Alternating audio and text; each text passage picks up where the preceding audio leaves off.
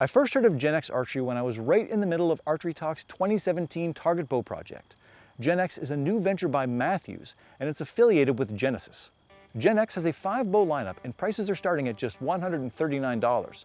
The flagship of this lineup is the $300 X1, a full-scale target bow. As much as I like being able to play around with high-end target bows, their high prices make them unattainable for a lot of people, and that's a market Gen X is clearly targeting, pun intended. The X1 has an axle-to-axle length of 37 inches, a brace height of 7¼ inches, and a mass weight of 4 pounds. If it looks familiar to you, this bow, or one very similar to it, was previously part of the Mission lineup, known as the Mission Rally, which retailed for hundreds more than this X1. This bow uses the OptiMod cam system, which allows you to change draw lengths from 22 to 30 inches without using a bow press. Draw weight is also adaptable from 41 to 70 pounds, making this bow fit just about anybody. Fit and finish on this bow is good, but you can't fairly compare it to a bow that costs $1,000 more. The limbs are fairly narrow and they're made out of a composite material Gen X says was tested 1 million times. If I owned this bow, I'd think very seriously about picking up an aftermarket set of strings and cables. I've been having a heck of a time getting my peep to stay centered in this bow, which is not unusual for something in this price range. I don't normally like those peeps with a tube tied to the cable, but in this case it might come in handy. Specs aside, you're probably watching this video to find out how it shoots, so let's dig right in.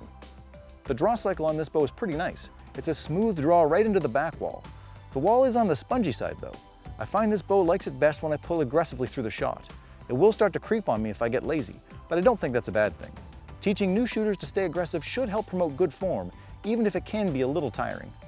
Once I got my rest set up properly, I was slapping arrows at 20 and 30 yards with very little issue.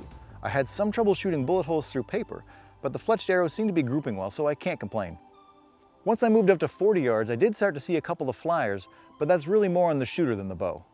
I shot some FITA-style scoring rounds with this bow at 50 and 70 meters, and it really held its own. My scores were a couple notches below what I was getting with the flagship target bows, but this thing is a shooter. If you put this bow in the hands of somebody like Jesse Broadwater and give me the Matthews TRX-7, he's still gonna whoop me. And that's why I wouldn't hesitate to recommend this bow to somebody who wanted to get started in archery, particularly target archery. A lot of target bows are just more expensive than I would think a beginner should pay. With this bow coming in at $300, it opens up a lot of doors.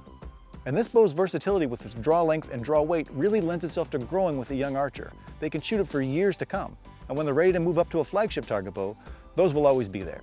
By the way, I didn't actually shoot that arrow.